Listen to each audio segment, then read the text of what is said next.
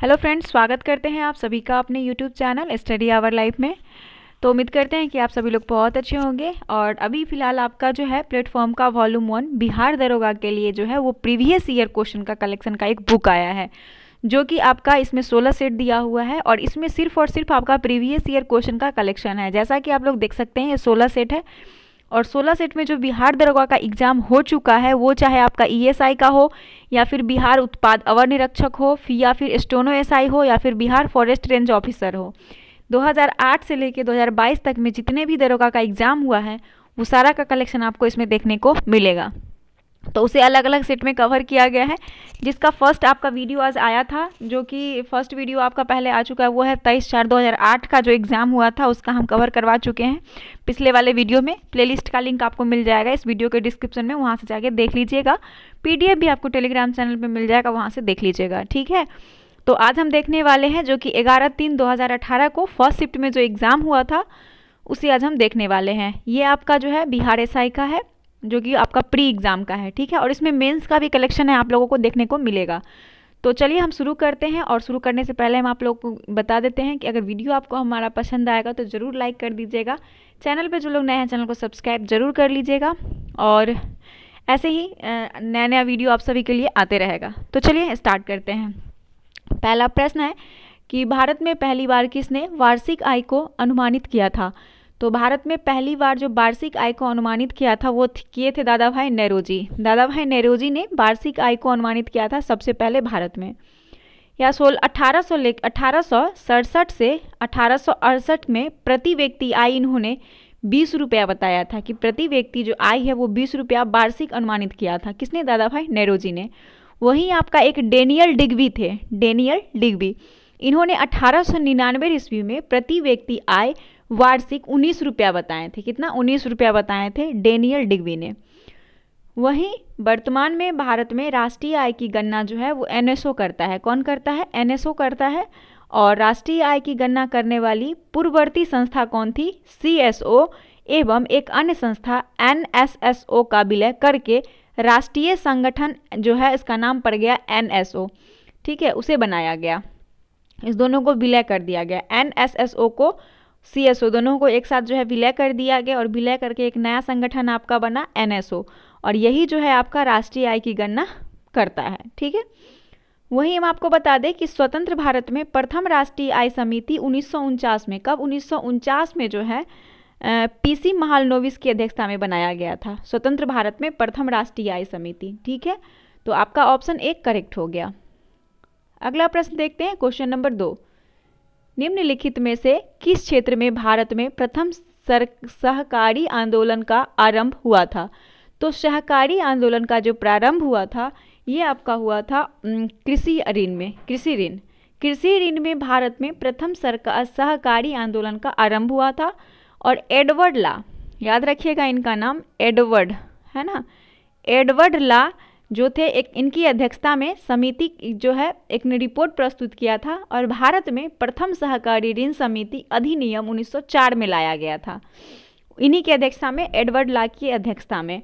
और भारत में सहकारी आंदोलन 20वीं सदी में प्रारंभ जो है वो हुआ था। और भारत में आज भी 35% ऋण असंगठित क्षेत्र से प्राप्त होता है। प्राथमिक साख समिति सहकारिता की प्राथमिकता इकाई है और भारत में महाराष्ट्र के चीनी उत्पादन में सहकारिता अधिक सफल रहा। वहीं भारत में सर्वाधिक चीनी मिल सहकारिता क्षेत्र में है। भारत में सर्वाधिक चीनी मिल सहकारिता क्षेत्र में है, ठीक है। तो आपका ऑप्शन जो है वो कृषि ऋण इज द करेक्ट आंसर है। कि प्रश्न है आपसे कि किस क्षेत्र में भारत में प्रथम सहकारी आंदोलन का प्रारंभ हुआ था, तो कृषि ऋण में। क्वेश्चन नंबर 3 है कि निम्नलिखित में से कौन सी पार्टी या संगठन डॉक्टर अंबेडकर द्वारा स्थापित नहीं किया गया था। तो डॉक्टर अंबेडकर के द्वारा जो दलित मुक्ति मोर्चा स्थापित नहीं किया गया था, दलित मुक्ति मोर्चा को स्थापित नहीं किया गया था। वहीं आपका स्वतंत्र मजदूर पार्टी की स्थापना जो है, स्वतंत्र मजदूर पार्टी की स्थापना 1936 में डॉक्टर अंबेडकर के द्वारा किया गया था। इसका क्या नाम था?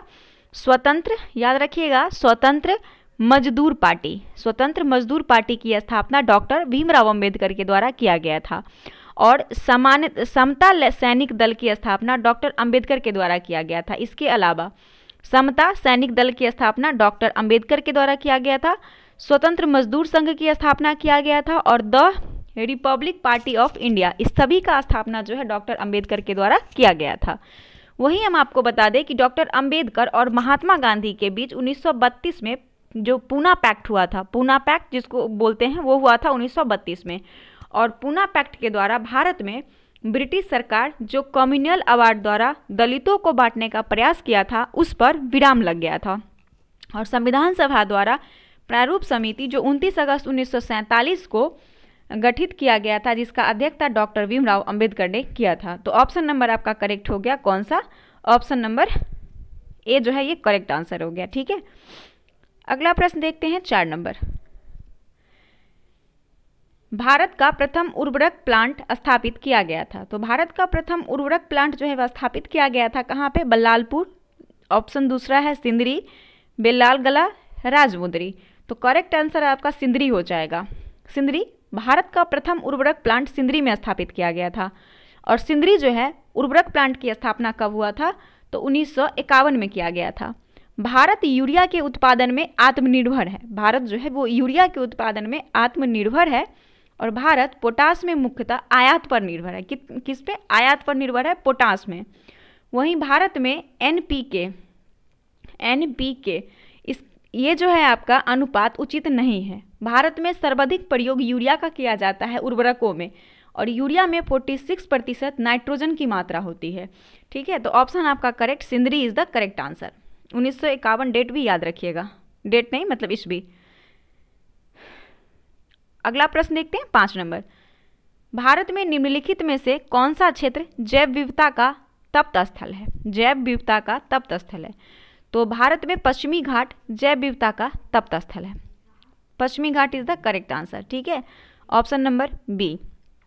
अब देखते हैं कि भारत में पश्चिमी घाट जैव विविधता के लिए प्रसिद्ध है। और भारत में 18 जैव मंडलीय आरक्षित क्षेत्र बनाए गए हैं।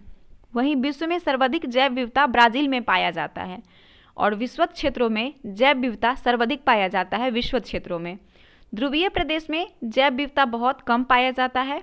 और आपको याद होगा कि जैव विविधता पर प्रथम पृथ्वी सम्मेलन 1992 में कहाँ हुआ था? रियो डी जेनेरियो में किया गया था।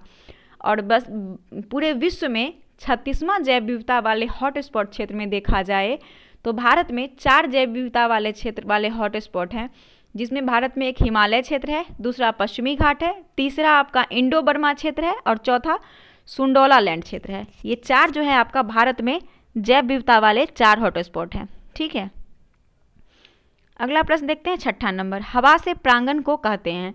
हवा से प्रांगण को दोस्तों वायु प्रांगण कहते हैं। क्या कहते हैं? वायु प्रांगण कहते हैं। परागकोश से मिलकर अंडक के बतिकाग्र पर प्रांगण को पहुंचाने की क्रिया को प्रांगण कहते हैं। प्रांगण किसको कहते हैं? इसका डिफिनीशन जरा याद रखिएगा, क्वेश्चन आपसे पूछता है, डिफिनीशन दे देगा, बोलेगा इसे क्या कहते हैं। ठीक है, तो प्रांगण उसे कहते हैं जब परागकोश से निकलकर अंडक के बतिकाग्र पर प्रांगण को पहुंचाने की क्रिया जो है वो प्रांगण कहलाती है। परागकण को पहुंचाने की क्रिया, क्या पहुंचानी? परागकण को पहुंचाने की क्रिया जो है उसको प्रांगण कहते हैं। प्रांगण 2 प्रकार का होता है, एक स्व प्रांगण होता है और एक पर प्रांगण होता है। वही प्रांगण जो है जल, वायु, कीट इत्यादि के द्वारा होता है। ठीक है, जिसमें पक्षी प्रांगण जो होता है ऑर्थोफेली जिसको कहते हैं वो पक्षी में होता है। हाइड्रोफेली जो होता है यानी कि जल प्रांगण वो जल द्वारा होता है। और एंटोमोफोली यानी कि जो कीट प्रांगण होता है वो कीट द्वारा। और जंतु द्वारा जो प्रांगण होता है उसको जूलीफस कहते हैं। अगला प्रश्न है आपका 7 नंबर। 7 नंबर प्रश्न है कि 2011 के जनगणना के अनुसार भारत में निम्नलिखित में से किस राज्य में लिंगानुपात सर्वाधिक रहा है? तो 2011 के जनगणना के अनुसार भारत में तमिलनाडु राज्य में लिंगानुपात सर्वाधिक रहा है। ठीक है, ये विकल्प के अनुसार दिया हुआ है, तो option number B correct answer है। वहीं राज्यों का नाम अगर देखा जाए और 2011 के जनगणना के अनुसार लिंगानुपात देखा जाए तो तमिलनाडु में दोस्तों 996, गोवा का देखा जाए तो 973, कर्नाटक का 973, दोनों का सेम था, एंड सिक्किम का देखा जाए तो 890। ठीक है, और केरल में सबसे ज़्यादा 1084, वहीं बिहार में 918। और 2011 की जनगणना के अनुसार भारत का लिंगानुपात 943 था। और 2011 के जनगणना के अनुसार राज्यों में सबसे कम लिंगानुपात हरियाणा का 879 है। ठीक है, तो आपका करेक्ट आंसर बी हो जाएगा। 8 नंबर प्रश्न है, केसर का मुख्य उत्पादक राज्य कौन है? तो केसर का मुख्य उत्पादक राज्य कौन है? केरल कहते हैं, ये जम्मू कश्मीर है, जम्मू कश्मीर। और जम्मू कश्मीर जो है वो केसर का सबसे बड़ा उत्पादक राज्य है। वहीं पश्चिम बंगाल की अगर हम बात करें तो पश्चिम बंगाल जो है जूट और चावल उत्पादन में है। उत्तर प्रदेश किस में है? गन्ना, गेहूं, आलू में आपका उत्तर प्रदेश है। मध्य प्रदेश सोयाबीन में है। कर्नाटक कहवा और रेशम में है। राजस्थान बाजरा में है। और असम जो है वो चाय में है। और बाजरा वाला जो आपको बता दें कि अभी जो हाल ही में बीएसएससी सीजीएल का एग्जाम हुआ है उसमें पूछा गया था कि बाजरा के उत्पादन में प्रथम राज्य कौन है, तो राजस्थान हो जाएगा। ठीक है, अगला प्रश्न देखते हैं 9 नंबर। संयुक्त राष्ट्र संघ ने वर्ष 2017 को डैश के लिए अंतर्राष्ट्रीय वर्ष घोषित किया था। तो 2017 का आपसे पूछा है, तो संयुक्त राष्ट्र संघ ने 2017 को पर्यटन का सतत विकास के लिए अंतर्राष्ट्रीय वर्ष घोषित किया था, पर्यटन का सतत विकास के लिए। और 2021 में संयुक्त राष्ट्र द्वारा शांति एवं विकास हेतु अंतर्राष्ट्रीय वर्ष घोषित किया गया था। 2021 में संयुक्त राष्ट्र के द्वारा शांति एवं विकास हेतु अंतर्राष्ट्रीय वर्ष। 2022 में कुटीर, मत्स्यगी और या मत्स्य पालन अंतर्राष्ट्रीय वर्ष घोषित किया गया था। वहीं आपका 2023 का भी आप रिपोर्ट देख लीजिए, तो 2023 में जो है वो मोटे अनाज का वर्ष है, ये घोषित किया गया, मोटे अनाज का वर्ष, यानी कि बाजरे वर्ष के रूप में इसे घोषित किया गया है। और 2024 को यूएनओ उष्ट्रगानो अंतर्राष्ट्रीय वर्ष घोषित किया है, जिसको बोलते हैं CA है ना, CAMELD, कैमेल्ड बोलते हैं ना, उष्ट्रगणों का अंतर्राष्ट्रीय वर्ष घोषित किया है, इसे याद रखिएगा। अगला प्रश्न देखते हैं, क्वेश्चन नंबर 10। विश्व एड्स दिवस निम्नलिखित में से किस तारीख को मनाया जाता है? तो विश्व एड्स दिवस 1 दिसंबर को मनाया जाता है। और 12 जनवरी को क्या मनाते हैं? 12 जनवरी को राष्ट्रीय युवा दिवस मनाया जाता है। 1 मई को क्या मनाया जाता है? श्रम दिवस के रूप में अंतर्राष्ट्रीय श्रम दिवस मनाते हैं। वहीं आप देखेंगे 1 अप्रैल नहीं, आप याद रखिएगा कि 1 से लेकर 7 सितंबर को राष्ट्रीय पोषण सप्ताह मनाया जाता है। और ये 7 अप्रैल देखिएगा, तो 7 अप्रैल को हम लोग मनाते हैं विश्व स्वास्थ्य दिवस। 7 अप्रैल को विश्व स्वास्थ्य दिवस मनाते हैं। तो ऑप्शन आपका ए जो है वो करेक्ट हो जाएगा। अगला प्रश्न है, भारत के संविधान की उद्देशिका के बारे में निम्नलिखित में से कौन सा कथन सही है? उद्देशिका यानी प्रस्तावना के बारे में। तो चलिए इसे देखते हैं कि क्या क्या कह रहा है। उद्देशिका स्वयं न्यायालय में परिवर्तनीय नहीं है। उद्देशिका उन उद्देश्यों को बताती है जिन्हें संविधान स्थापित करना और आगे बढ़ाना चाहता है। उद्देशिका उस स्रोत को इंगित करती है जहां से संविधान अपना प्राधिकार प्राप्त करता है। इसमें से कौन सा स्टेटमेंट आपका सही है? तो इसमें केवल स्टेटमेंट आपका 1, 2 और 3, ये तीनों स्टेटमेंट जो है वो बिल्कुल करेक्ट है। किसके बारे में? उद्देशिका के बारे में। उद्देशिका के बारे में, उद्देशिका स्वयं न्यायालय में परिवर्तनीय नहीं है। ठीक है, उसके बाद उद्देशिका उन उद्देश्यों को बताती है जिन्हें संविधान स्थापित करना और आगे बढ़ाना चाहता है। उद्देशिका उस स्रोत को इंगित करती है जहां से संविधान का अपना प्राधिकार प्राप्त करता है। ठीक है, वहीं अगर हम उद्देशिका की बात करें तो उद्देशिका की जो भाषा है वो ऑस्ट्रेलिया से लिया गया है। उद्देशिका की जो भाषा है, वहीं 13 दिसंबर 1946 को पंडित जवाहरलाल नेहरू ने प्रस्तावना संविधान में पेश किया था, प्रस्तावना को। और 22 जनवरी 1947 को प्रस्तावना को संविधान सभा ने स्वीकार कर लिया। और प्रस्तावना संविधान की आत्मा और हृदय है। प्रस्तावना संविधान का दर्शन है। अगला प्रश्न 12 नंबर। कीट दंश से होने वाली खुजली किसके कारण होती है? तो कीट दंश से होने वाली खुजली फॉर्मिक अम्ल के कारण होती है। चींटी का डंक जो होता है, चींटी का डंक हो या फिर नेटल का डंक, इसमें क्या होता है? मेथनोइक अम्ल पाया जाता है। और मौलिक अम्ल सेब में पाया जाता है। एसिटिक अम्ल सिरका में पाया जाता है। लैक्टिक अम्ल जो है वो दूध दही में पाया जाता है। नाइट्रिक अम्ल का प्रयोग सोना एवं चांदी के शुद्धिकरण में किया जाता है। तो बाकी आपका क्या? फॉर्मिक अम्ल। तो ऑप्शन नंबर 1 करेक्ट हो गया।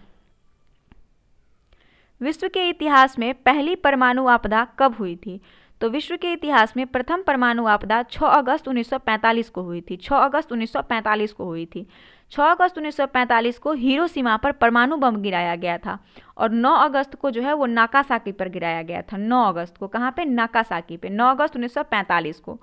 16 जुलाई 1945 को न्यू मैक्सिको के अल्मोगाड्रो रेगिस्तान में परमाणु बम का परीक्षण किया गया था। 16 जुलाई को, याद रखिएगा। 16 अगस्त है ना ये, 16 जुलाई को, ये नहीं 16 अगस्त नहीं, 16 जुलाई यहाँ पे होना चाहिए था।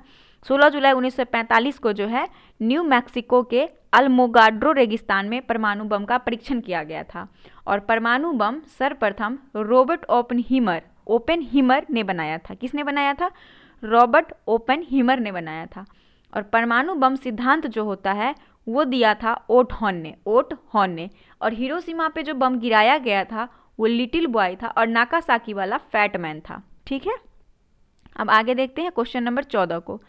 भारत के लिए अमेरिका से कच्चा तेल का पहला लदान यानी शिपमेंट किस पोर्ट पर पहुंचा? तो इस प्रश्न का आंसर हो जाएगा आपका option number D, Paradip port पे।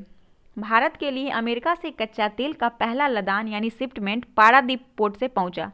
अमेरिका के पास तेल का सबसे बड़ा संरक्षित पेट्रोल का भंडार है। दिसंबर 2022 के अनुसार भारत को तेल निर्यात करने वाला सबसे बड़ा देश रूस है।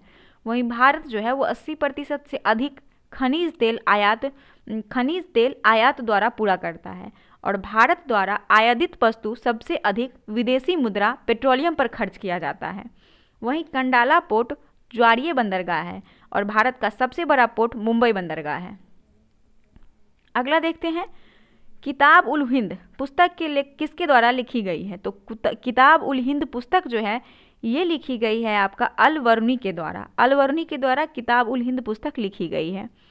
अबू रेहान अल-वर्नी मोहम्मद गजनी के साथ 1017 ईस्वी में भारत आया था। अबू रेहान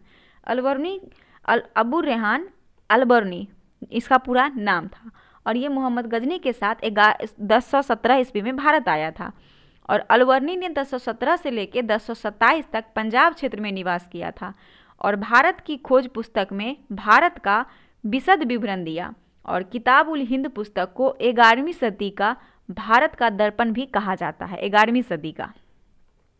अगला दिखता, अच्छा दारा शिकोह के बारे में यहाँ पे थोड़ा कुछ जान लीजिए।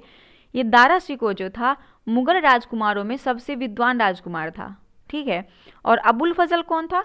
तो अबुल फजल ने अकबरनामा पुस्तक लिखी थी, नाम खूब सुने होंगे। अगला देखिए 16 नंबर, कुछ नहीं में से कुछ का सर्जन किस नियम के विरुद्ध है? तो कुछ नहीं में से कुछ का सर्जन जो है ये आपका हो जाएगा द्रव्यमान ऊर्जा का संरक्षण। कुछ नहीं में से कुछ का सर्जन द्रव्यमान ऊर्जा संरक्षण के नियम के विरुद्ध है। द्रव्यमान ऊर्जा संरक्षण सिद्धांत यह बताता है कि द्रव्यमान का क्षय नहीं होता है। द्रव्यमान किसी तत्व में एक समान ही बना रहता है, चाहे किसी स्थान पर उसे रखा जाए।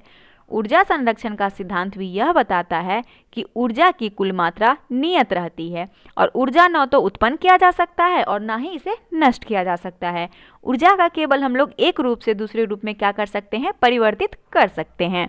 ठीक है, अगला प्रश्न देखते हैं 17 नंबर, कौन से IIT संस्थान में वास्तुशास्त्र को स्थापत्य कला के छात्रों की पढ़ाई में शामिल करने की योजना है? दोस्तों इस प्रश्न का आंसर आपका हो जाएगा खड़गपुर। IIT खड़गपुर संस्थान में वास्तुशास्त्र को स्थापत्य कला के छात्रों की पढ़ाई में शामिल करने की योजना है। और IIT खड़गपुर भारत की प्रथम IIT है जिसकी स्थापना 1951 में, कब? 1951 ईस्वी में किया गया था। और भारत में प्रथम अभियंता कॉलेज यानी इंजीनियरिंग कॉलेज रुड़की कॉलेज है। सबसे पहला इंजीनियरिंग कॉलेज भारत का रुड़की है। 18 नंबर है, नीति आयोग के उपाध्यक्ष कौन है? देखिए वो क्वेश्चन आपका कब का है? 2018 का क्वेश्चन है, इसलिए आपका आंसर भी 2018 वाला होगा। तो नीति आयोग के जो उपाध्यक्ष थे उस टाइम वो थे आपके राजीव कुमार। कौन थे? राजीव कुमार नीति आयोग के उपाध्यक्ष थे। और अभी आपका वर्तमान में जो 2023 में है तो वो है सुमन बैरी। याद रखिएगा, सुमन बैरी वर्तमान में यहाँ के नीति आयोग की उपाध्यक्ष हैं। CEO कौन है? परमेश्वर अय्यर हैं। और नीति आयोग के अध्यक्ष कौन होते हैं? तो प्रधानमंत्री खुद होते हैं। नीति आयोग का स्थापना 1 जनवरी 2015 को हुआ था। किसके जगह पे हुआ था? तो योजना आयोग के जगह पे हुआ था। ठीक है, और ये थिंक टैंक के रूप में काम करता है। अगला प्रश्न देखते हैं, निम्नलिखित में से कौन सा युग्म सही सुमेलित नहीं है? तो इसमें से दिया है कि चंदन काष्ठ का पौधा आंशिक मूल परजीवी है, कसकुटा परजीवी है, नेफेंथिस मांसाहारी है, छत्रक स्वपोषी है। तो इसमें से सुमेलित नहीं है जो पूछा गया है। तो छत्रप स्वपेशी युग्म आपका सही सुमेलित नहीं है, क्योंकि छत्रप जो है यह स्वपोषी जीव अपना भोजन स्वयं बनाते हैं। ये स्वपोषी होते हैं, ये अपना भोजन स्वयं बनाते हैं। परजीवी जीव या फिर पादप अपना भोजन स्वयं नहीं बनाकर दूसरे पर निर्भर होते हैं। इसीलिए आपका ये जो है करेक्ट आंसर नहीं होगा, ऑप्शन नंबर डी। 20 नंबर देखिए, भारत के किस राज्य को यूएनए पब्लिक सर्विस अवार्ड से सम्मानित किया गया? तो इस प्रश्न का आंसर हो जाएगा पश्चिम बंगाल। भारत के पश्चिम बंगाल राज्य को यूएनए पब्लिक सर्विस अवार्ड से सम्मानित किया गया। पश्चिम बंगाल को नागरिक सेवा में महत्वपूर्ण योगदान के लिए अवार्ड जो है दिया गया था। 21 नंबर देखिए, निम्नलिखित में से कौन सा एक रासायनिक परिवर्तन का उदाहरण है? कागज का जलना, नर्म लोहे का चुंबकित होना, जल में शक्कर का घुलना, जल में बर्फ बनों का बनना। अब देखिए, इसमें रासायनिक परिवर्तन आपसे कहा गया है। रासायनिक परिवर्तन क्या होता है? जिसके अगर आप कोई चीज़ को बदलते हैं तो उसके जो रूप रंग में जो है वो परिवर्तन आ जाना चाहिए। ये हम एक लोकल लैंग्वेज आपको बता रहे हैं। कागज का जलना एक रासायनिक परिवर्तन का एग्जाम्पल है। ये पूछेंगे ये कैसे? तो इसमें क्या हो रहा है कि जब कोई पदार्थ को हम जलाते हैं, ठीक है, तो पुनः उसको पूर्व अवस्था में वापस नहीं ला सकते हैं। तो जब इसे आप जलाइएगा तो क्या इसका जो राख बनता है उसे वापस आप कागज में बदल सकते हैं? नहीं बदल सकते हैं। तो ऑप्शन नंबर 1 करेक्ट हो गया। अगला है सुनहरी यानी कि गोल्ड चावल है। तो सुनहरी चावल कौन सी हो जाएगी? तो सुनहरी चावल आपका हो जाएगा, वो हो जाएगा आपका इसमें से आंसर, पहले ऑप्शन पढ़ लेते हैं। कह रहा है कि चीन की पीली नदी के तट पर उगाई गई चावल की एक किस्म।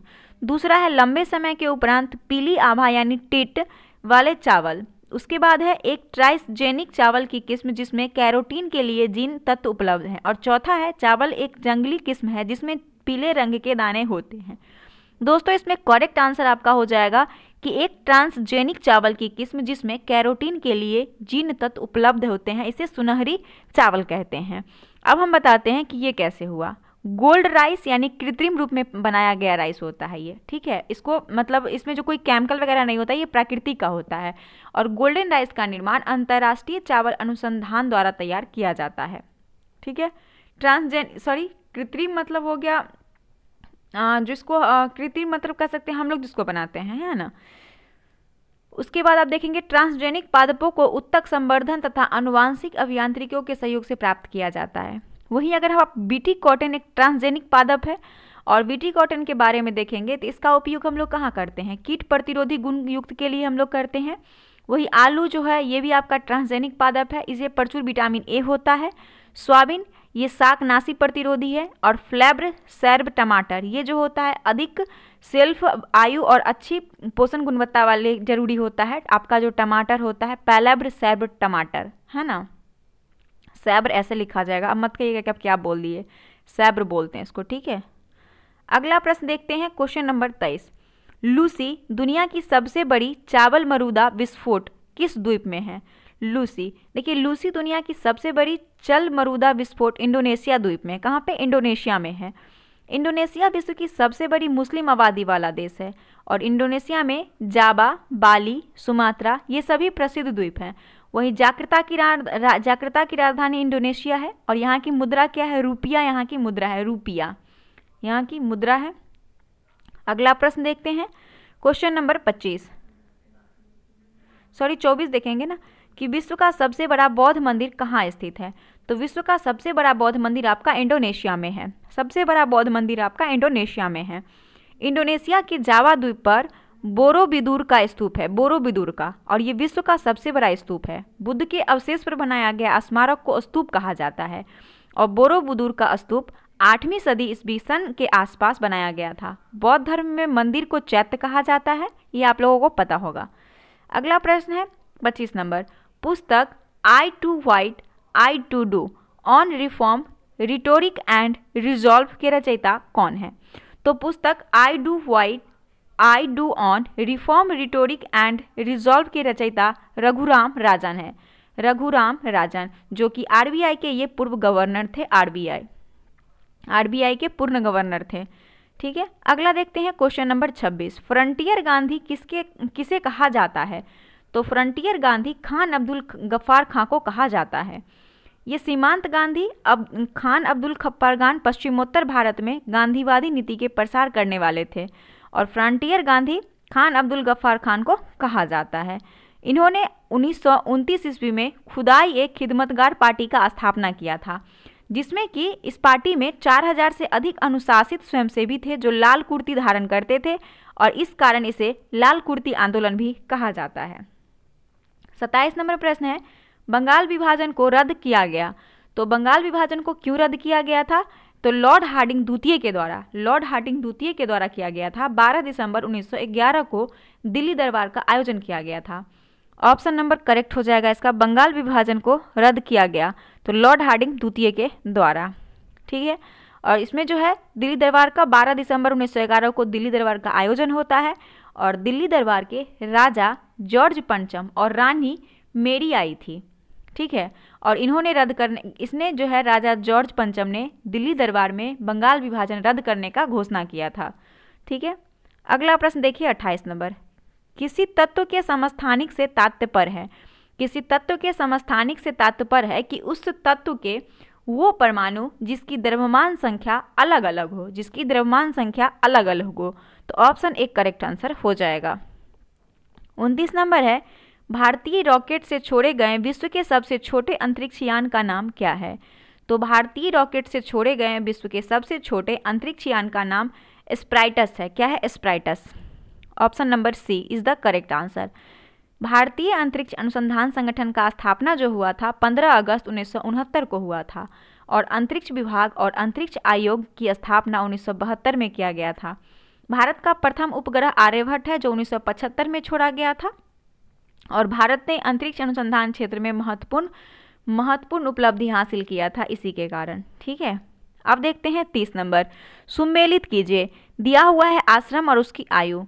तो ब्रह्मचर्य जो होता है, ब्रह्मचर्य ये होता है आपका जन्म से 25 वर्ष तक ब्रह्मचर्य होता है। उसके बाद गृहस्थ जो होता है ये 25 से लेके 50 वर्ष की उम्र में गृहस्थ होता है। वानप्रस्थ कब तक होता है? 50 से लेके 75 वर्ष की आयु में वानप्रस्थ होता है और संन्यास 75 से लेके 100 वर्ष तक होता है। ये जो है आपका जबालो उपनिषद में सर्वप्रथम 4 आश्रम का जो है उल्लेख मिलता है जबालो उपनिषद में, और आश्रम व्यवस्था सर्वप्रथम उत्तर वैदिक काल में आया था और चारों आश्रम में गृहस्थ आश्रम को सबसे महत्वपूर्ण बताया गया है। ठीक है, तो ऑप्शन इसका देख लेते हैं 1 2 3 4 is the correct answer. Option number D. सर्वोच्च न्यायालय ने निजता के अधिकार को संविधान के किस मूलभूत अधिकार के अधीन रखा है? निजता का अधिकार, निजता मतलब मूल अधिकार है ना। तो सर्वोच्च न्यायालय ने निजता के अधिकार को संविधान के अनुच्छेद 21 में जो है इसके अंतर्गत रखा है और अनुच्छेद 21 में लिखा है कि प्राण एवं दैहिक स्वतंत्रता विधि द्वारा स्थापित प्रक्रिया के द्वारा ही वंचित किया जा सकता है, अन्यथा नहीं। ठीक है, तो ऑप्शन नंबर आपका जो है ये डी करेक्ट है।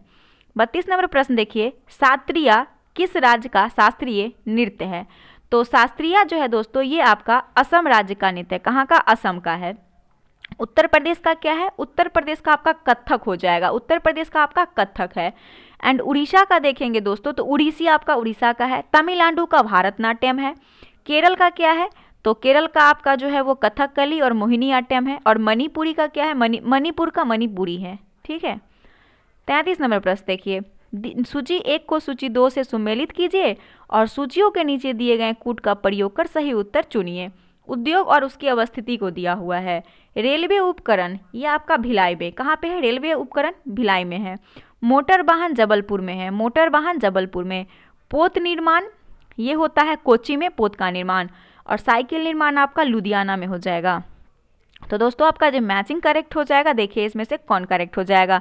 3 4 1 2 option number A is the correct answer. 34 number प्रश्न है कि भारत में रैयतबाड़ी व्यवस्था का प्रारंभ किसके द्वारा किया गया था? तो भारत में रैयतबाड़ी का जो प्रारंभ हुआ था ये किया गया था अलेक्जेंडर रीड के द्वारा। इसने जो है भारत में रैयतबाड़ी व्यवस्था को शुरू किया था और 1792 में 12 महल क्षेत्र में लागू किया गया था। वास्तविक अर्थ होता है रैयतबाड़ी प्रणाली, वास्तविक अर्थों में रैयतबाड़ी प्रणाली जो है वो 1820 में जो है मद्रास में सर टॉमस मुनरो ने लागू किया था, अगर पूछे वास्तविक अर्थ में तो। लेकिन वैसे अगर पहली बार सिर्फ ऐसे पूछा जाए तो 1792 में लागू हुआ था अलेक्जेंडर रीड के द्वारा। और मुनरो ने रैयतबाड़ी प्रणाली का जनक माना जाता है मुनरो को। वहीं महलवाड़ी का हॉल्ट मैकेंजी को और डेविड रिकॉर्ड ने रेंट थ्योरी यानी कि लगान सिद्धांत दिया था। किसने? डेविड रिकॉर्ड ने। 35 नंबर है सरक्रिक विवाद किन 2 देशों के मध्य है? तो सरक्रिक विवाद जो है दोस्तों ये भारत और किसके बीच है? तो पाकिस्तान के बीच सरक्रिक विवाद है। सर्करिक विवाद गुजरात राज्य से जुड़े भारत पाकिस्तान की सीमा के बीच है और भारत और पाकिस्तान के बीच सिंधु नदी विवाद भी है, जो कि विश्व बैंक के सहयोग से 1960 ईस्वी में इस पर समझौता हुआ था। वहीं आपका बगलीहार परियोजना और तुलबुल परियोजना भी भारत और पाकिस्तान के बीच का विवाद है। भारत पाकिस्तान के बीच का विवाद सबसे बड़ा मुद्दा कश्मीर को लेकर है और कश्मीर को लेकर प्रथम 1947 से 1948 में हुआ था। अब देखिए 36 नंबर, मानव रक्त का पीएच साधारणतः कितना होता है? तो मानव रक्त का पीएच जो साधारणतः होता है 7.5 से लेकर 8.0 तक होता है, ऑप्शन नंबर सी।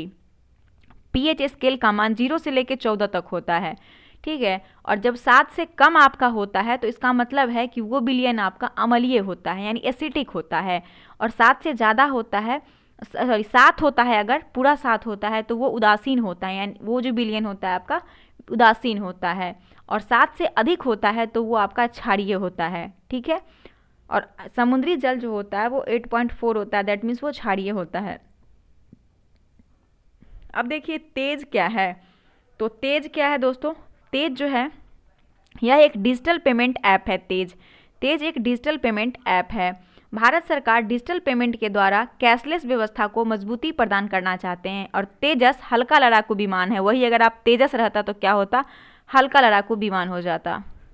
38 नंबर देखिए, संस्थाएं और संघ बनाने का अधिकार किस प्रकार का अधिकार है?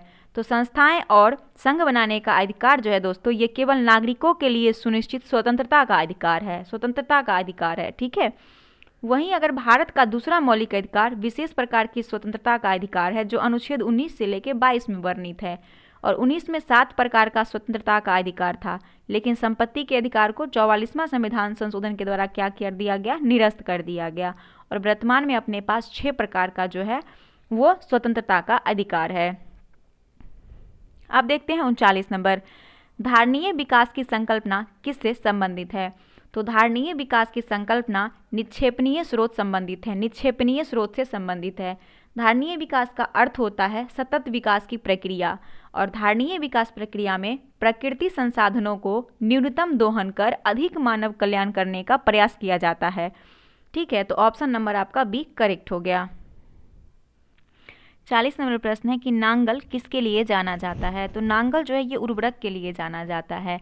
भारत में उर्वरक कारखाना है सिंदरी, बरौनी, कानपुर, गोरखपुर, फूलपुर, सलादीपुर, कोटा, खारदाहा, हजीरा, भावनगर, मौलाली, रामागुंडम, तुतीकोरिन, कंडाला, मंगलौर, लोनी, ये सभी आपका उर्वरक कारखाना है। और भारत का प्रथम उर्वरक खाना पूछा जाता है अक्सर आपसे एग्जाम में, तो सिंदरी में है, जो 1951 में स्थापित हुआ था, 1951 में, 51 में। भारत पोटास उर्वरक में आयात निर्भर है और भारत में सर्वाधिक खपत पोटास खाद का है। कुंभकों का गैस पर आधारित यूरिया अमोनिया संयंत्र हजीरा गुजरात में स्थित है। ये सब हम पीछे भी रिपीट कर चुके हैं। 41 नंबर है, निम्नलिखित में से कौन सा गैसीय वायु प्रदूषण नहीं है? तो धुआं जो है वो आपका गैसीय वायु प्रदूषण नहीं है, ठीक है। वही अगर हम देखा जाए कि अनवीकरणीय प्रदूषण यानी कि नॉन बायोडिग्रेडेबल पॉल्यूट, जैसे एल्युमिनियम के बर्तन, पारे के यौगिक, डीडीटी, कांच, आर्सेनिक, प्लास्टिक आदि हैं, जो कि सूक्ष्म जीवों द्वारा अपघटित नहीं होते हैं। और बायोडिग्रेडेबल देखा जाए यानी जैव नवीकरणीय प्रदूषक, तो आपका हो जाएगा घर का जो वाहित मल होता है, कागज, कूड़ा करकट आदि जो होते हैं, ये सूक्ष्म जीवों द्वारा अपघटित होते हैं। और ग्रीन हाउस गैस में आपका carbon dioxide, methane, N2O, CO, उसके बाद जल वाष्प, ये सभी आपका ग्रीन हाउस गैस में आ जाता है। 42 नंबर है कि निम्नलिखित में से किन्हें ऊर्जा संग्रहण के लिए प्रयोग किया जाता है? तो ऊर्जा संग्रहण के लिए संधांतरित का प्रयोग किया जाता है, संधांतरित का प्रयोग किया जाता है, ठीक है। तो ऑप्शन आपका जो है एक करेक्ट हो जाएगा, केवल आपका 4 करेक्ट आंसर है। संधांतरित द्वारा संग्रह ऊर्जा को आवश्यकता अनुसार जो है उपयोग किया जाता है, इसीलिए आपका यही करेक्ट होगा। 43 नंबर देखिए कि निम्न वक्तव्यों पर विचार करें, सही उत्तर का चयन करें। वक्तव्य है आपका ए में कि हिमालय से निकलने वाली नदियाँ 12मासी नदियाँ हैं, और दूसरा है आपका हिमालय नदियाँ का उद्गम स्रोत हिमानियों में स्थित है। तो कौन सा स्टेटमेंट सही है? आपका तो ए आर दोनों सही है, लेकिन आर जो है वो ए की पुष्टि नहीं करता है। आप कहिएगा क्यों नहीं करता है, तो चलिए देखते हैं। हिमालय नदियाँ का उद्गम स्रोत हिमानियों में स्थित है। यही कारण है कि उत्तर भारत की नदियाँ 12मासी है, क्योंकि ग्लेशियर से सालों भर जल प्राप्त होता है इसको, ठीक है। और दक्षिण भारत की अधिकांश नदियाँ बरसाती है। हिमालय से निकलने वाली नदियाँ अपने सहायक नदियों के साथ बंगाल की खाड़ी में गिरती है। तो ये कारण आप समझ गए होंगे। आप देखिए 44 नंबर, महात्मा गांधी राष्ट्रीय समुद्री उद्यान कहाँ स्थित है। तो महात्मा गांधी राष्ट्रीय समुद्री उद्यान पोर्ट ब्लेयर में अवस्थित है। कहाँ पे? पोर्ट ब्लेयर में अवस्थित है। पोर्ट ब्लेयर अंडमान निकोबार द्वीप समूह की राजधानी है।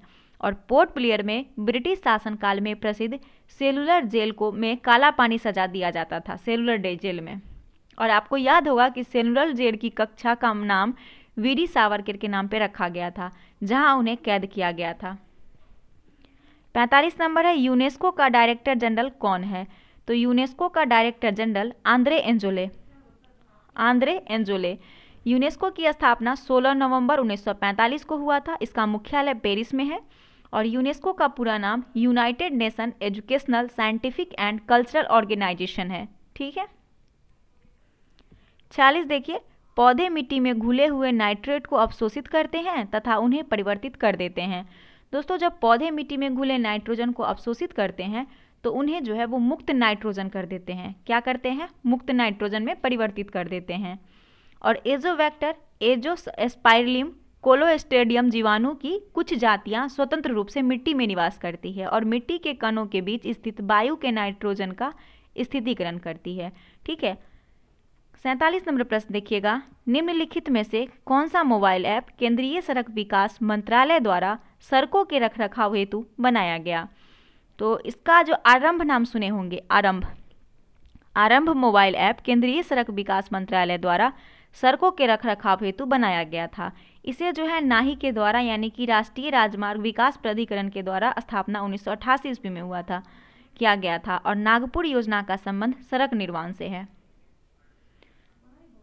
48 नंबर देखिए, NSDL का पूरा नाम क्या है।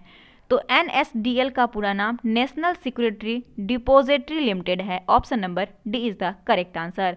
इसका मतलब हुआ NSDL एक भारतीय केंद्रीय प्रतिभूति डिपॉजिटरी है। कैसा है? डिपॉजिटरी है।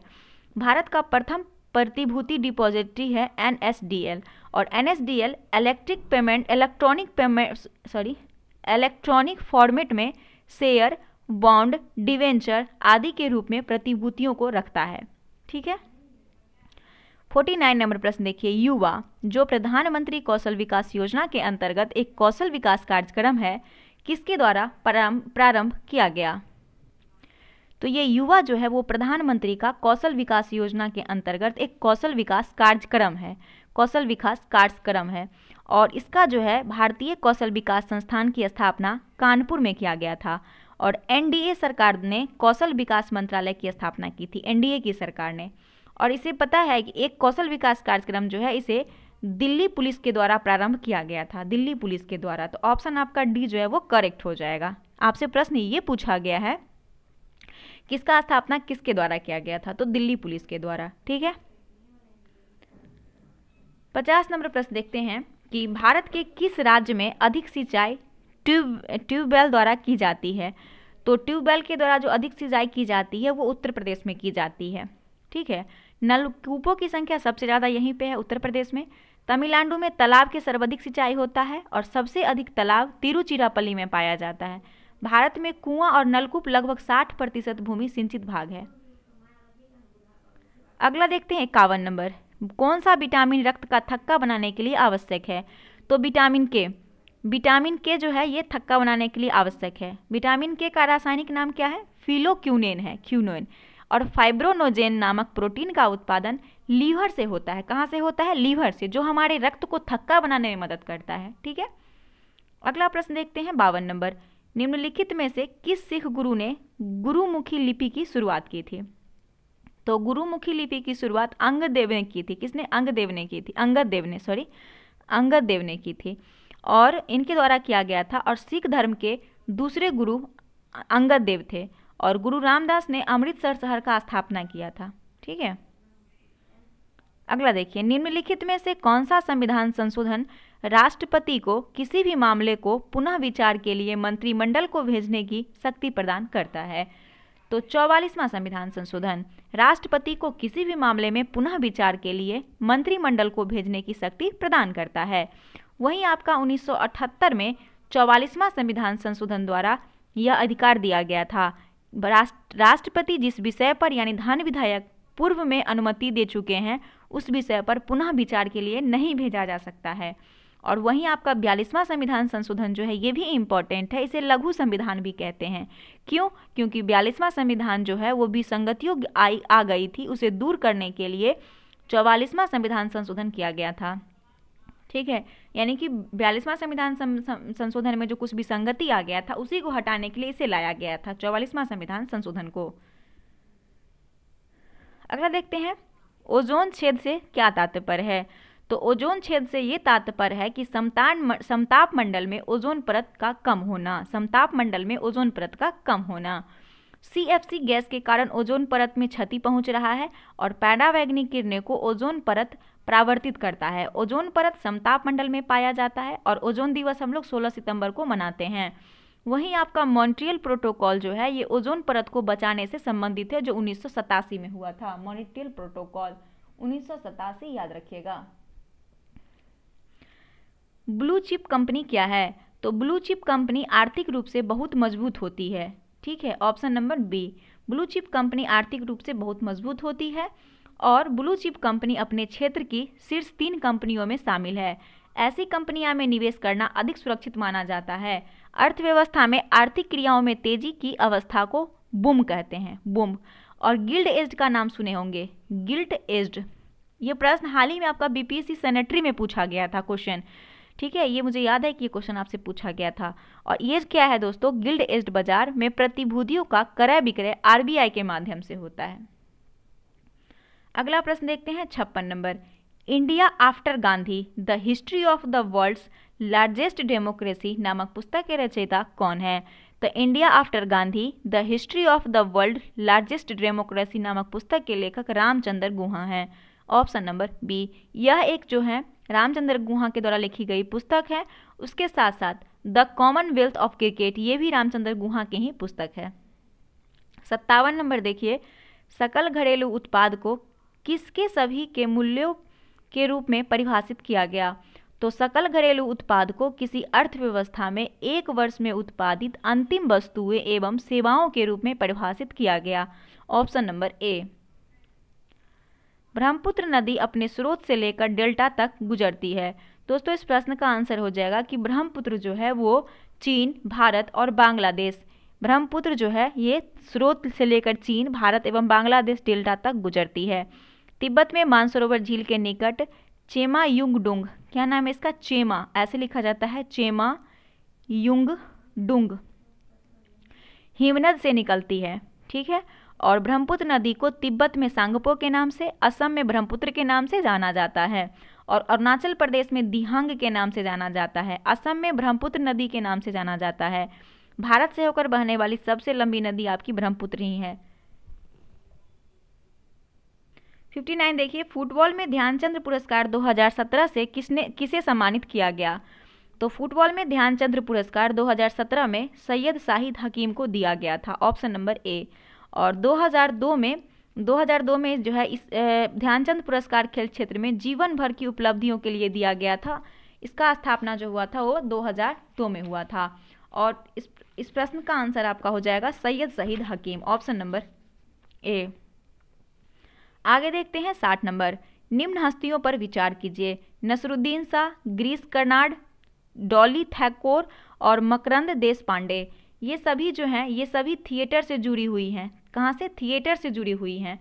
और सबकी बात करें तो नसरुद्दीन शाह, गिरीश कर्नाड, डॉली थैकोरो और मकरंद देशपांडे, ये तीनों जो है आपके किस चीज़ से जुड़े हुए थे? ये सभी हस्तियाँ जो हैं आपका थिएटर से जुड़े हुए थे। ठीक है, यही तो आपसे पूछ रहा है कि इनमें से कौन थिएटर से, तो ये सभी थे। भारत का प्रथम नाटककार भास को माना गया है। प्रथम नाटककार भास थे और भारत के सबसे बड़े नाटककार कालिदास थे। अगला प्रश्न देखते हैं, सूची 1 को सूची 2 से सुमेलित कीजिए और कूट का प्रयोग कर सही उत्तर का चयन कीजिए। बाघ आरक्षित क्षेत्र है, दूसरी तरफ राज्य है, इसे मिलाना है। इंद्रावती कहाँ पे है? छत्तीसगढ़ में है इंद्रावती। पेरियार आपका केरल में हो जाएगा, पेरियार आपका केरल में है। सिमलीपाल उड़ीसा में है, सिमलीपाल उड़ीसा में। बांदीपुर कर्नाटक में है। तो आपका मैचिंग कौन सा सही हो जाएगा इसे देख लीजिए। इसका हो जाएगा 4321, 4321, 4321, ऑप्शन नंबर सी। 62 नंबर है कि निम्न में से कौन सी प्रार्थना समाज की मांग नहीं थी।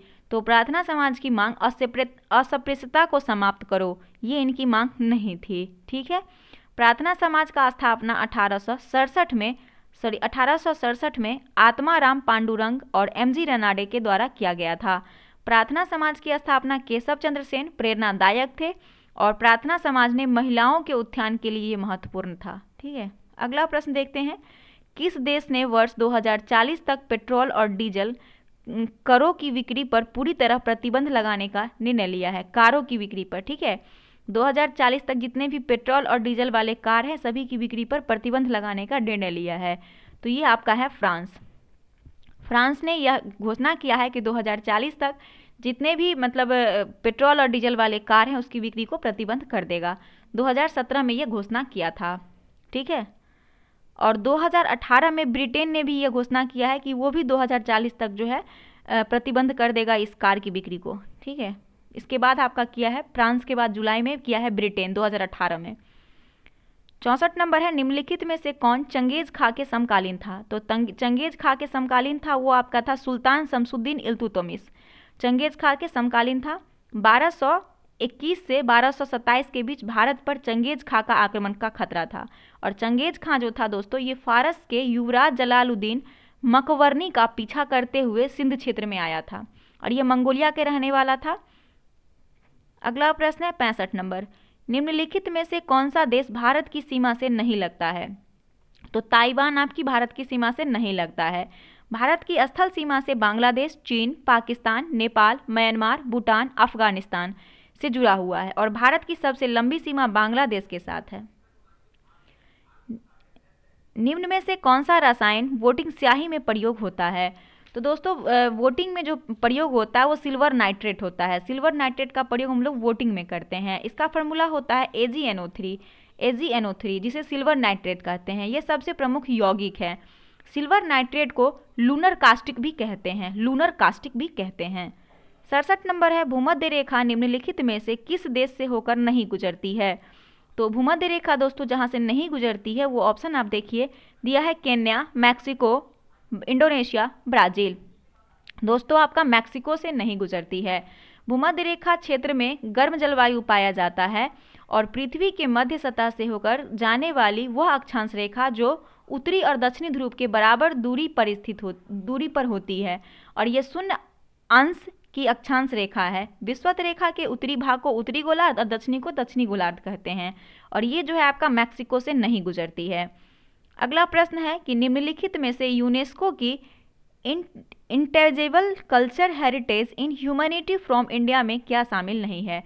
तो intangible cultural heritage in humanity from India में शामिल नहीं है वो है आपका बिहू, बाकी रमन, संकीर्तन, योगा, इसे सभी को शामिल किया गया है इंटेंजिबल साइड में। इंटेंजिबल साइड वो होता है जिसे कि क्या कहते हैं हम लोग फील करते हैं, ओनली हम लोग फील कर सकते हैं। ठीक है। बिहू असम का लोक नृत्य है। संकीर्तन जो है वे मणिपुर का प्रसिद्ध नृत्य है। संकीर्तन के जन्मदाता चैतन्य महाप्रभु थे। योग के पतंजलि है और अंतर्राष्ट्रीय योग दिवस 21 जून को मनाया जाता है। इसे 2015 में शामिल किया गया था और संकीर्तन जो है दोस्तों ये मणिपुर का अनुष्ठानिक नृत्य एवं संगीत कला का एक प्रकार है। अगला प्रश्न देखते हैं, ग्लोबल हंगर इंडेक्स निम्नलिखित में से किसके द्वारा प्रकाशित किया जाता है। तो ग्लोबल हंगर इंडेक्स जो है ये index international food policy research institute के द्वारा प्रकाशित किया जाता है। फूड और हंगर, फूड मतलब भोजन और हंगर मतलब भूखा, दोनों से रिलेटेड है तो आप लोग याद कर सकते हैं इसको आसानी से। ठीक है। Food policy research institute is the correct answer और इसका जो है दोस्तों 2018 में भारत 103वां देश बना था। 70 नंबर है, वह दूसरी भारतीय महिला कौन है जिन्होंने मार्स मिशन पर नासा के साथ उड़ान भरी।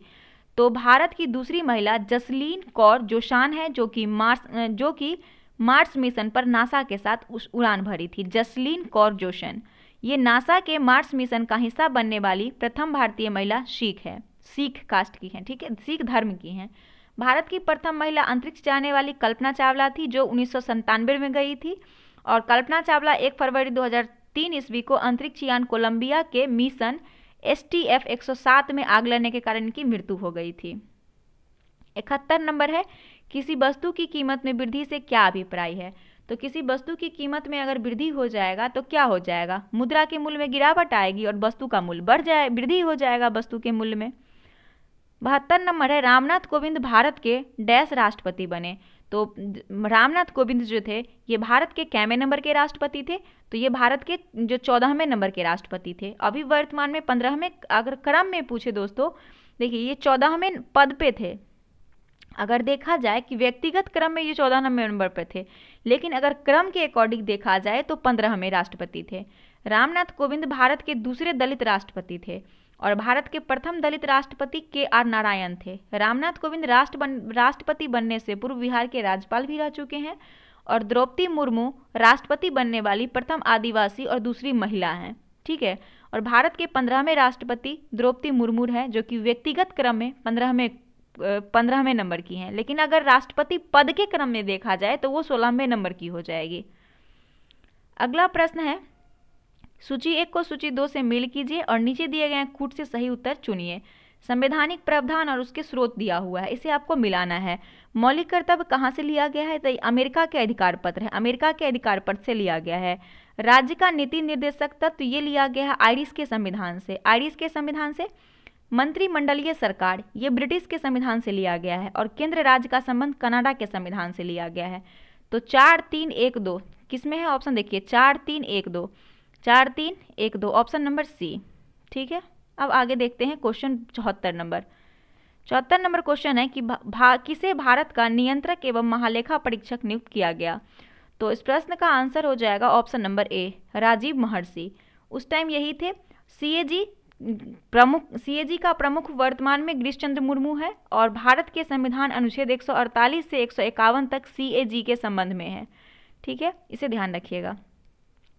75 नंबर है, 1926 में नौजवान भारत सभा किसके द्वारा बनाई गई थी? तो नौजवान भारत सभा भगत सिंह के द्वारा। किसके द्वारा? 1926 में भगत सिंह के द्वारा। अगला प्रश्न है क्वेश्चन नंबर 76, हड़प्पा स्थल किस नदी के तट पर अवस्थित है? तो हड़प्पा जो है दोस्तों यह आपका स्थित है रावी नदी के तट पर और हड़प्पा मोंटगोमरी जिला में अवस्थित है, जो कि पाकिस्तान प्रांत पंजाब में है। ठीक है, हड़प्पा का खोज दयाराम साहनी 1921 में किए थे। जब एक अर्थव्यवस्था स्फीति दबावों से गुजर रही है तो क्या उपाय अपनाने चाहिए? प्रत्यक्ष करों को बढ़ा देना चाहिए, ब्याज दर घटा देना चाहिए, सार्वजनिक व्यय को बढ़ा देना चाहिए। तो जब एक अर्थव्यवस्था स्फीति दबावों से गुजर रही हो तो प्रत्यक्ष करों को बढ़ा देना चाहिए। Option A is the correct answer.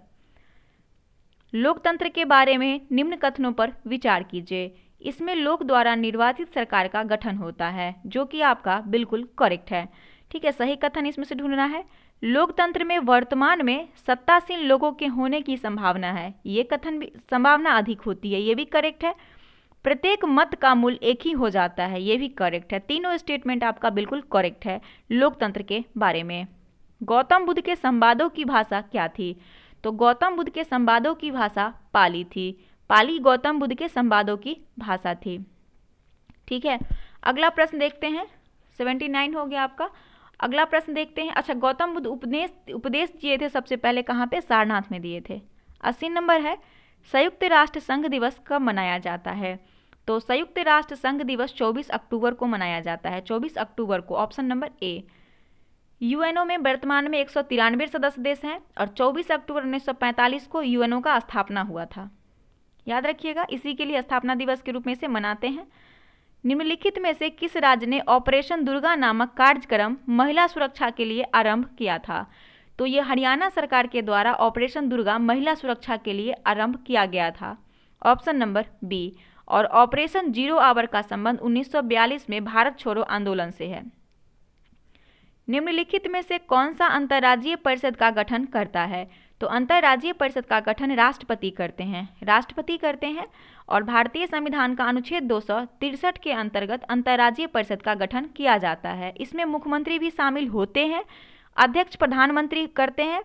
इसमें जो मतलब इसकी जो अध्यक्षता करते हैं वो प्रधानमंत्री करते हैं और क्षेत्रीय परिषद का गठन पूछे तो 1956 में किया गया था क्षेत्रीय परिषद का। क्षेत्रीय परिषद भारत में 5 है। सभी क्षेत्रीय परिषद के अध्यक्ष गृह मंत्री होते हैं। 83 नंबर है कि निम्नलिखित में से किस शहर में बांग्लादेश द्वारा नया कूटनीतिक केंद्र यानी डिप्लोमेटिक स्टेशन खोला गया? तो चेन्नई शहर में बांग्लादेश द्वारा कूटनीतिक केंद्र खोला गया, चेन्नई शहर में बांग्लादेश के द्वारा। ऑप्शन नंबर क्या हो जाएगा? Correct answer A. हस्तांतरण मूल्य का संबंध निम्न में से किससे है? तो हस्तांतरण मूल्य का संबंध खाते से दूसरे खाते में पैसे भेजने से है, एक खाते में दूसरे खाते से पेमेंट भेजने से है। Option number A, D is the correct answer. निम्नलिखित में से कौन सी मुद्राएं स्पेशल ड्राइंग राइट यानी एसडीआर की पेटिका में आती है? यूएसए डॉलर, जापानी येन, ब्रिटिश पाउंड, चाइनीज रॉनविम्बी, क्या नाम है इसका? रोमनबी।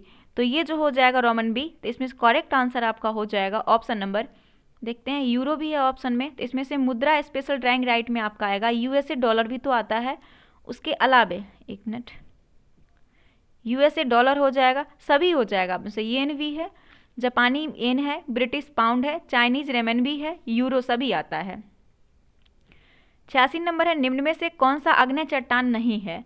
तो सेल जो है वो आपका आग्नेय चट्टान नहीं है, सेल परतदार चट्टान है, सेल से स्लेट का निर्माण होता है, ठीक है, और आग्नेय चट्टान ग्रेनाइट का रूपांतरण नीस में होता है, ठीक है। सूची 1 को सूची 2 के साथ यहाँ पे सम्मिलित करना है, सही उत्तर को चुनना है। लोथल आपका कहाँ पे है? गुजरात में है। रोपर कहाँ पे है? तो रोपर आपका पंजाब क्षेत्र में है। एंड राखीगढ़ी आपका हरियाणा में है और कालीबंगा राजस्थान में है। तो ऑप्शन आपका करेक्ट होना चाहिए 4 3 2 1। ऑप्शन देखते हैं 4 3 2 1 किस में है? बी हो जाएगा, ठीक है। आगे देखिए, NAFTA के सदस्य हैं, NAFTA के सदस्य हैं। NAFTA का पूर्ण रूप होता है north American free trade agreement, और नाफ्टा इसको बोलते हैं हम लोग। नाफ्टा इसकी स्थापना 12 अगस्त 1992 को हुआ था। और नाफ्टा का जो पूछा गया है कि हेड सदस्य कौन है, तो ये हो जाएगा आपका यूएसए, कनाडा और मैक्सिको, ये तीनों इसका सदस्य है। फरवरी 2017 में किस बैंक को भारतीय रिजर्व बैंक ने अनुसूचित बैंक का दर्जा दिया? तो इसमें इसका करेक्ट आंसर हो जाएगा उज्जीवन लघु वित्त बैंक को। फरवरी 2017 में उज्जीवन लघु वित्त बैंक को आरबीआई ने अनुसूचित बैंक का दर्जा दिया। इसका मुख्यालय बेंगलुरु में है और इसके संस्थापक समिति घोष हैं। कौन है? सॉरी, समित घोष हैं, समित घोष, ये इनका नाम है, इसी के संस्थापक हैं वो। महिला क्रिकेट आईसीसी विश्व कप 2017 किस देश ने जीता? तो 2017 का जो महिला आईसीसी क्रिकेट विश्व कप हुआ था, इसका विजेता रहा था इंग्लैंड, ठीक है। 7वीं बार ऑस्ट्रेलिया इंग्लैंड को हराकर खिताब जीता था, 7वीं बार। अगला प्रश्न देखते हैं 91 नंबर। भारत के राष्ट्रीय कैलेंडर का यह पहला माह है। तो भारतीय राष्ट्रीय कैलेंडर के पहला माह जो होता है, जिसको हिंदी में हम लोग बोलते हैं, वो आपका होता है कौन सा महीना? चैत्र से स्टार्ट होता है पहला महीना। राष्ट्रीय कैलेंडर 22 मार्च 1957 को अपनाया गया था और राष्ट्रीय कैलेंडर कौन है? शक संवत पर आधारित है, जिसका जो है कनिष्क के द्वारा 78 AD में चलाया गया था शक संवत। और बहुत बार ये क्वेश्चन पूछता है। और अंतिम माह फागुन होता है। जल शोधन का कौन सा तरीका सूक्ष्म जीवों को नष्ट नहीं करता है? तो जल शोधन में निस्पंदन तरीका जो होता है वो जीवों को नष्ट करने में नहीं अपनाया जाता है, निस्पंदन।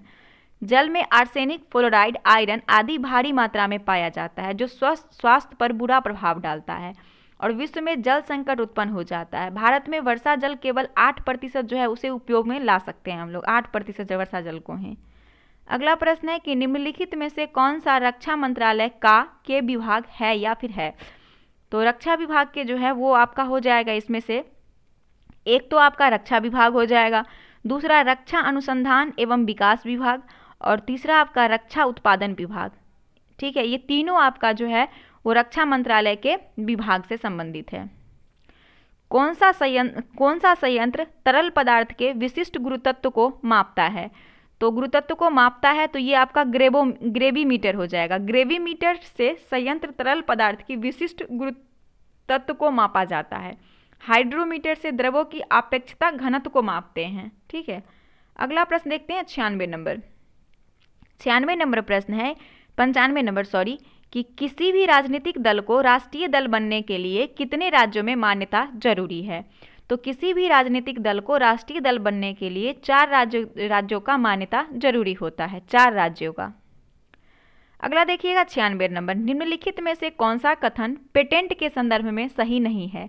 पहला कथन है, पेटेंट एक विशिष्ट प्रकार का अधिकार है जो किसी भी आविष्कार, कोई उत्पाद या प्रक्रिया जो किसी कार्य को नए तरीके से करना है के लिए प्रदान किया जाता है। पेटेंट अपने मालिक को उसके आविष्कार की सुरक्षा प्रदान करता है।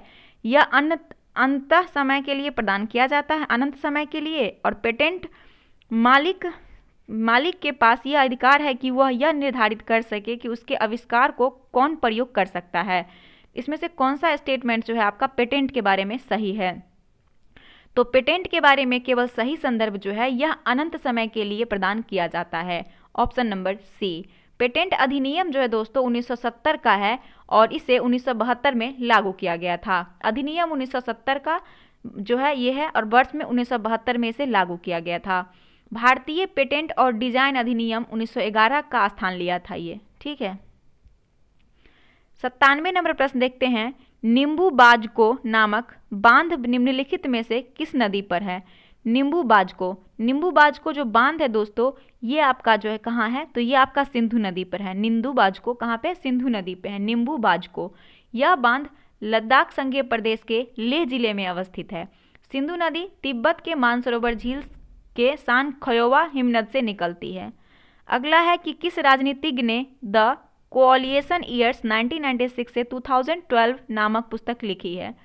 तो ये पुस्तक जो है द कोऑलिशन ईयर्स 1996 से 2012, इसके रचयिता प्रणब मुखर्जी हैं। अगला है, गर्म रेगिस्तानों में तथा उनके चारों ओर पवन धूल से बनने वाली मृदा को क्या कहा जाता है। तो इसमें जो हो जाएगा गर्म रेगिस्तान और उनके चारों ओर पवन धूल से बनने वाली मृदा को लोएस मृदा कहते हैं, लोएस मृदा। अगला लास्ट प्रश्न है आपका कि निम्न में से कौन सा कथन सही है। 326 ईसा पूर्व में सिकंदर ने भारत पर आक्रमण किया था। दूसरा है, आम्भी यानी तक्षशिला का राजा ने सिकंदर और उसकी सेना का स्वागत किया था। तीसरा है, सिकंदर की मृत्यु 332 ईसा पूर्व में हुई थी।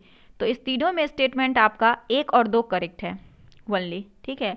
इसमें देखिएगा कि 326 ईस्वी में सिकंदर ने भारत पर आक्रमण किया था और आम्भी यानी तक्षशिला के जो राजा थे वो सिकंदर और उसकी सेना का स्वागत किया था। सिकंदर का जन्म जो है वो 356 ईसा पूर्व मकदूनिया के राजा के नाम पर हुआ था। मकदूनिया का राजा बना था 336 ईस्वी पूर्व मकदूनिया का, ठीक है। जन्म हुआ था 356 में और मकदूनिया का राजा ये 336 में बनता है। उसके बाद 326 ईस्वी में इसने पोरस राजा के साथ जो है वो एक युद्ध लड़ा था और सिकंदर की सेना ब्यास नदी पार करने से इनकार कर दिया। उस समय मगध में नंद वंश का शासन था। फिर सिकंदर के भारत आक्रमण के समय घनानंद नंद वंश का शासक बनता है और सिकंदर का स्थल सेनापति सेलुकस निकेटर था जो जल सेनापति निर्याकस थे, ठीक है। जल सेनापति निर्याकस था और स्थल सेनापति सेलुकस निकेटर था। और सिकंदर की मृत्यु जो है दोस्तों ये 323 ईसा पूर्व बेबीलोन में हुआ था। तो ये आपका 100 प्रश्न था जो यहाँ पे समाप्त होता है। उम्मीद करते हैं आज का वीडियो आपको पसंद आया होगा। वीडियो थोड़ा लंबा हो जा रहा है, नेक्स्ट वीडियो से हम कोशिश करेंगे थोड़ा डिस्कशन कम देने का। तो चलिए मिलते हैं नेक्स्ट वीडियो के साथ, तब तक के लिए धन्यवाद।